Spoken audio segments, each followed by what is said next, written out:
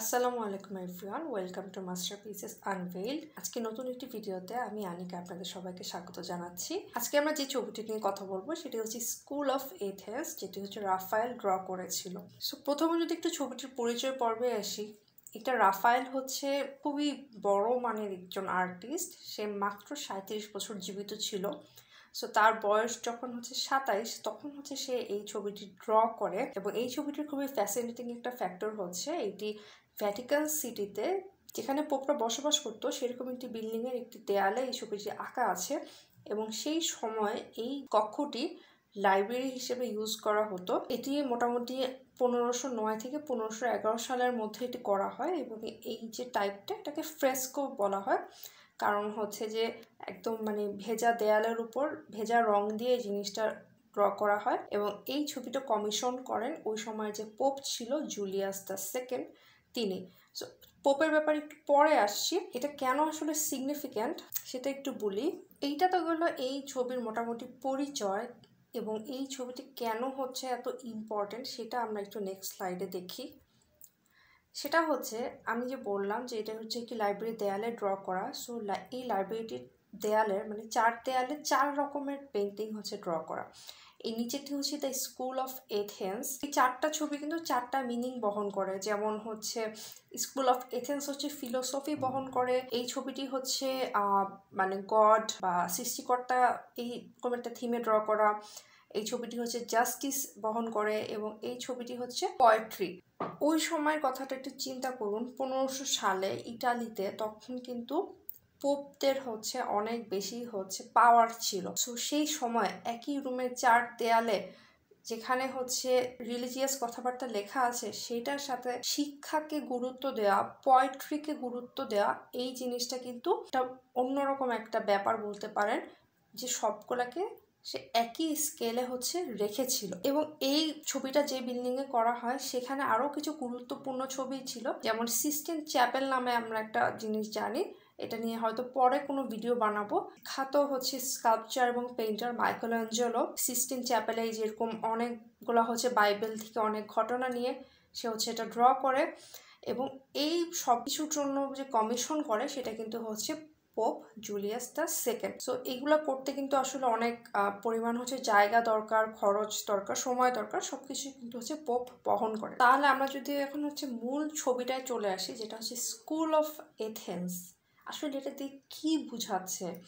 এই ছবিটা অ্যাকচুয়ালি খুবই ম্যাসমারাইজিং, এবং এই ছবিতে এত বেশি ক্যারেক্টার আছে এবং এত বেশি এলিমেন্ট আছে যে আসলে আমি যত এই ছবিটা নিয়ে অ্যানালাইসিস করেছি আমি খুবই অবাক হয়ে গিয়েছি। তো যে ছোটখাটো জিনিসগুলো আমার আসলে খুবই ভালো লেগেছে, যেগুলো না বললেই না, সেগুলো আমি এখন বলবো। তো প্রথমে একটা একটু ডিফেক্ট দেখাই। সেটা কিন্তু হচ্ছে, আমি বলেছি যে এই ছবিটি হচ্ছে একটা লাইব্রেরির দেয়ালে করা। সো এখানে কিন্তু সে দরজাটা, সো ছবির কিছু অংশ কিন্তু একটু কাটা পড়েছে, বাট এটা সমস্যা নাই। তো ছবিটা কিন্তু অ্যাকচুয়ালি রেক্টেঙ্গুলার বা স্কোয়ার শেপের না, এটা আমরা একটা আর্কের মতো দেখতেছি। আমরা যদি এই ছবিটায় আসি, ছবিটা দেখার সাথে সাথে আমাদের প্রথম যে দুইজন ব্যক্তির দিকে চোখ যাবে সেটা কিন্তু হচ্ছে এই মাঝখানের যে দুইজন ব্যক্তি আছে, এটাকে নিয়ে আমরা আলোচনা করব। এছাড়াও আমরা দেখতে পাচ্ছি যে এখানে অনেক মানুষ হচ্ছে এই যে পড়াশোনা করতেছে, আশেপাশে তার শাগরেদরা ঘিরে রাখছে। এরপরে হচ্ছে আমরা এখানে আরেকটা কিছু দেখতে পাচ্ছি, মনে হচ্ছে যে কোনো সায়েন্টিফিক এক্সপেরিমেন্ট করতেছে, সবাই তাকে ঘিরে রাখছে। আবার কাউকে কাউকে আমরা দেখতেছি যে চুপচাপ একা একা বসে আছে। পেইন্টিংটার টাইটেল হচ্ছে স্কুল অফ এথেন্স। তো তার মানে একটি স্কুলে যেমন হচ্ছে অনেক পড়াশোনা হয়, তো আমরা এখানেও বুঝতে পারতেছি যে হয়তো পড়াশোনা রিলেটেড কিছু হচ্ছে। তো মাঝখানের যে দুইটা ফিগারের কথা বললাম, যে দুইটা ফিগার কিন্তু একদম সেন্টার পয়েন্ট বলা যায়। সেন্টার পয়েন্টে যে দুইটা ফিগার আছে তারা কিন্তু আমাদের খুব একটা অপরিচিত ব্যক্তি না, তাদের নাম আমরা সবাই শুনেছি। সেটা হচ্ছে প্লেটো এবং অ্যারিস্টটল। সো আমরা কিন্তু ছোটবেলায় যে কোনো কিছু জনক, আমরা যদি ইথিক্সের জনক বলি, যে কোনো কিছু জনক ধরতে হলে কিন্তু আমাদের প্লেটো বা অ্যারিস্টটলের নাম হচ্ছে চলে আসতো। কে প্লেটো?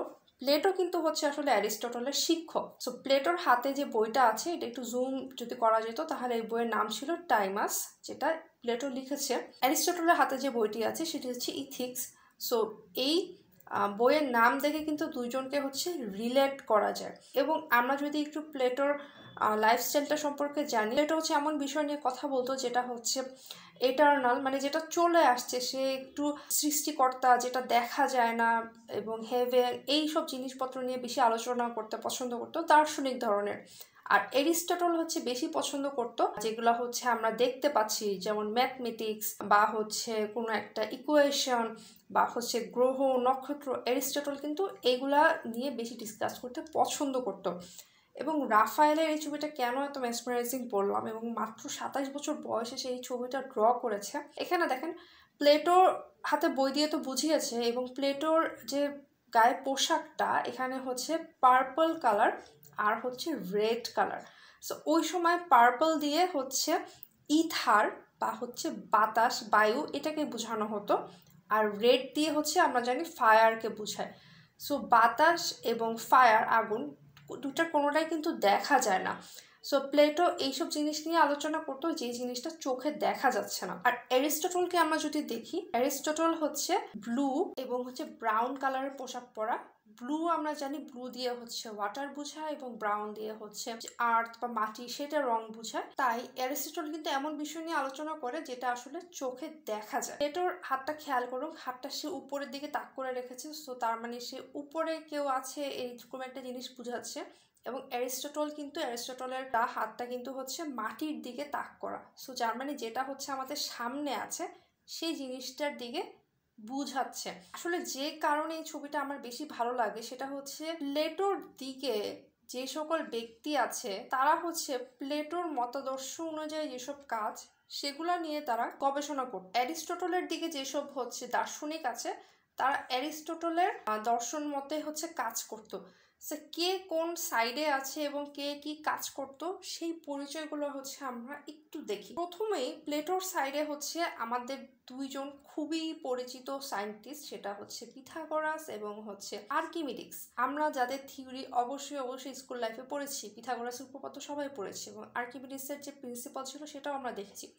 সো পিথাগোরাস কিন্তু শুধু এই উপপাদ্যের জন্য বিখ্যাত না, সে হচ্ছে আরও কিছু ম্যাথমেটিক্যাল ল হচ্ছে সে জেনারেট করেছে, এবং এই ম্যাথমেটিক্যাল লগুলো হচ্ছে মিউজিক বা কসমিক হারমোনি। তো সে এমন কিছু ডেভেলপ করেছে যেটা কিন্তু হচ্ছে চোখে দেখা যায় না। সো এই জন্য পিথাগোরাস হচ্ছে কিন্তু প্ল্যাটোর সাইডে। আর্কিমিডিস হচ্ছে দেখা যাচ্ছে মনে হচ্ছে যে পিথাগোরাসের সাথে কিছু একটা নিয়ে ডিসকাস করতেছে, এবং তার যেখানে ব্ল্যাকবোর্ড আছে সেখানে কিন্তু আর্কিমিডিসের প্রিন্সিপালটা সে ড্র করে রেখেছে। এরিস্টটলের সাইডে এই যে ব্যক্তিটা, এটা হচ্ছে টলেমি। আমরা জানি টলেমি হচ্ছে যে ম্যাথমেটিক্যালি এক্সপ্লেন করার চেষ্টা করেছিল যে আমাদের যে প্রত্যেকটা প্ল্যানেট আছে, প্ল্যানেটের মুভমেন্টগুলো। এবং এই সাইডে দেখতেছি আরেকজন হচ্ছে জ্যারোস্টার, যিনি হচ্ছে একটা সেলেস্টিক্যাল স্ফিয়ার নিয়ে আছে। তো তার মানে এটা হচ্ছে মহাকর্ষিক কোনো একটা বস্তু, যেমন গ্রহ নক্ষত্র, এগুলার গতিপথ নিয়ে বা এগুলার আকারভেদ প্রকারভেদ এগুলো নিয়ে সে হচ্ছে কাজ করছে। এই ধরনের জিনিস পৃথিবী, গ্রহ নক্ষত্র, এগুলো কিন্তু আমরা দেখতে পাই। সো এই জন্য তারা কিন্তু হচ্ছে অ্যারিস্টটলের সাইডে আছে। আরেকটা মজার জিনিস আছে, দেখ এই যে ব্যক্তিটা, এই পুরা ছবিতে যতগুলো ক্যারেক্টার আছে, যদি 20টা কি 25টা ক্যারেক্টার থাকে, এই একটা মাত্র ফিগার হচ্ছে যে কিনা আমাদের দিকে মুভ করে আছে। সো এইটা হচ্ছে কিন্তু রেনেসাঁ পিরিয়ডের যে আর্টিস্টরা ছিল তাদের খুবই অন্যতম একটা বৈশিষ্ট্য, তারা তাদের সেলফ পোর্ট্রেট ড্র করতো ওই ছবির মধ্যে, এবং এটা খুবই কমন ছিল। এটা লিওনার্দো দা ভিঞ্চির ছবিটাও দেখা যায় যে অনেকগুলো যদি ক্যারেক্টার থাকে এর মধ্যে কোনোটা না কোনোটা লিওনার্দো দা ভিঞ্চি। সো এখানে রাফায়েলও কিন্তু সেলফ পোর্ট্রেট করেছে, এবং সে এক্স্যাক্টলি আমাদের দিকে তাকিয়ে আছে। অ্যারিস্টটলের সাইডে আরেকজন ম্যাথমেটিশিয়ান আছে, সে হচ্ছে ইউক্লিডেরও অনেক থিওরি আমরা পড়েছি, এবং সে জিওমেট্রি যেটা হচ্ছে মেজার করা যায় সে কিন্তু সেটা নিয়ে কাজ করছিল, এবং তার আশেপাশে অনেকগুলো স্টুডেন্ট দাঁড়িয়েছিল। সো দেখে মনে হচ্ছে সে জিওমেট্রিক শেপ এঁকে এঁকে তার স্টুডেন্টদেরকে হচ্ছে কোনো কিছু পড়াচ্ছে। এরপরে আরেকটু আসি, যেমন আমরা বলেছিলাম যে এই সাইডে হচ্ছে প্লেটোর সাইড, সো এখানে প্লেটো, আর এই সাইডে হচ্ছে আমরা বলেছিলাম যে হচ্ছে অ্যারিস্টটল। তো আমরা যদি পিছনে কিছু মূর্তির দিকে আসি, যেমন প্লেটোর সাইডে আছে অ্যাপোলো, যাকে বলা হয় যে the god of sun, the god of music, the god of poetry. So আবারও এরকম জিনিস যে মিউজিক, পোয়েট্রি যেটা দেখা যায় না, তাকে কিন্তু হচ্ছে রাফায়েল প্লেটোর সাইডে ড্র করেছে। আর অ্যারিস্টটলের সাইডে যদি আমরা আসি, এখানে হচ্ছে অ্যাথেনা নাম হয়তো আমরা অনেকে শুনেছি, যে কিনা হচ্ছে দ্য গড অফ ওয়ার বা উইজডম। সো এই জিনিসগুলো যেটা হচ্ছে একদম প্র্যাকটিক্যালি মানুষের সাথে যায়, সেই জিনিসটাকে কিন্তু অ্যারিস্টটলের সাইডে ড্র করা হয়েছে। আর্কের যে ডিজাইনটা দেখতেছি এটা কিন্তু ভেরি ইন্ট্রিকেট একটা ডিজাইন, এবং এটা কিন্তু একটা 3 ডাইমেনশনাল একটা আমাদেরকে ভাইব দিচ্ছে, তাই না? প্রথম দিকে বলেছিলাম যে একটা দার্শনিক আমরা দেখতে পাচ্ছি যে কিনা চুপচাপ বসে আছে। সো এই পুরা ছবিতে একমাত্র এই দার্শনিকই আছে যে কারোর সাথে কোনো ইনভলভমেন্ট নাই, সে একা একা হচ্ছে কাজ করছে। সো এটা উনিও একজন খুবই পুরাতন একজন ফিলোসফার, এবং মনে হচ্ছে যে সে নিজের চিন্তায় একদম বিভোর। এই পুরা ছবির সবগুলো ক্যারেক্টারের মধ্যে একমাত্র ফিমেল ক্যারেক্টার হচ্ছে এই ব্যক্তি। আমরা হয়তো তার নাম শুনেছি, সে হচ্ছে হাইপেশিয়া নিয়ে বেশ কিছু মুভিও হয়েছে। সে হচ্ছে প্রাচীন যে মিশর ছিল, মিশরের আলেকজান্ড্রিয়া নামক জায়গায় হচ্ছে সে ম্যাথমেটিশিয়ান ছিল, অ্যাস্ট্রোনমার ছিল, এবং তারও দেখা যাচ্ছে অনেক ছাত্রছাত্রী ছিল যাদেরকে হচ্ছে সে ফিলোসফি, অ্যাস্ট্রোনমি এই জিনিসগুলো পড়াতো। সেই পুরো ছবির একমাত্র ফিমেল ক্যারেক্টার হচ্ছে হাইপেশিয়া। এই ছবিটা অ্যাকচুয়ালি তার নামটা কিভাবে বহন করে যে দ্য স্কুল অফ এথেন্স। আমরা একটি স্কুল কলেজে গেলে কি দেখি যে হয়তো কোনো করিডোরে অনেকে খেলছে, পড়তেছে। সো এরকমই মনে হচ্ছে একটা করিডোরে একজন বসে বসে কিছু একটা হয়তো ক্যালকুলেশন করতেছে বা কোনো হয়তো কবিতা লিখতে পারে, এবং পাশে যে চুপচাপ অনেকে দাঁড়ায় আছে, গল্প করতেছে। সো এইটা মানে লিটারালি মনে হচ্ছে একটা স্কুল, কিন্তু এই স্কুলে যারা পড়াশোনা করতেছে তারা কিন্তু এক একজন এক এক টাইম লাইনে, যেমন টলেমি এক সময়ের, পিথাগোরাস এক সময়ের, এরপর প্লেটো, অ্যারিস্টটল, তারা একটা ডিফারেন্ট টাইম ফ্রেম থেকে আসছে। কিন্তু রাফায়েল কিন্তু সব টাইম ফ্রেমের সব হচ্ছে ফেমাস ব্যক্তিবর্গকে একই স্কুলে একই করিডোরের মধ্যে কিন্তু জায়গা দিয়েছে। এখানে আসলে আরও অনেক ক্যারেক্টার আছে, সব ক্যারেক্টার বলতে গেলে আমাদের ভিডিও অনেক অনেক বেশি বড় হয়ে যাবে। এই মোটামুটি টুকটাক কিছু ক্যারেক্টার নিয়ে আলোচনা করলাম। যেমন হচ্ছে এখানে আরেকটা ব্যক্তি আছে, ইনাকে আমার খুব ইন্টারেস্টিং মনে হয়েছে। ইনি একজন খুব সম্ভবত একজন দার্শনিক ছিল যে কিনা হচ্ছে একদম রাস্তাঘাটে পড়ে থাকতো, শুয়ে থাকতো। সো তাকেও রাফায়েল কিন্তু ওইভাবেই ড্র করেছে, সে সিঁড়ির মধ্যে একদম মানে পড়ে আছে এভাবে। তো রাফায়েল কিন্তু এই ছবির মাধ্যমে দুই ধরনের জিনিসকে বুঝিয়েছে, প্ল্যাটোর ফিলোসফি, অ্যারিস্টটলের ফিলোসফি, এবং মূল ব্যাপারটা হচ্ছে এখানে কিন্তু আমাদের এডুকেশন বা হচ্ছে ইথিক্স, এটা কিন্তু খুবই প্রায়োরিটি পেয়েছে। এখানে অনেক ফেমাস লোকজনকে আমরা দেখলাম, এবং এই জন্যই কিন্তু এই ছবিটা হচ্ছে অনেক বিখ্যাত। এটি ইটালির ভ্যাটিকান সিটিতে আছে, এবং এর আশেপাশে যে ছবিগুলো আছে এগুলো নিয়ে ইনশাল্লাহ অন্য কোনো সময় কথা বলবো। তো থ্যাংকস ফর ওয়াচিং। আমাদের নতুন ভিডিও আসা পর্যন্ত আমাদের সাথেই থাকুন। নতুন কি ভিডিও দেখতে চান কমেন্ট করে জানাতে পারেন।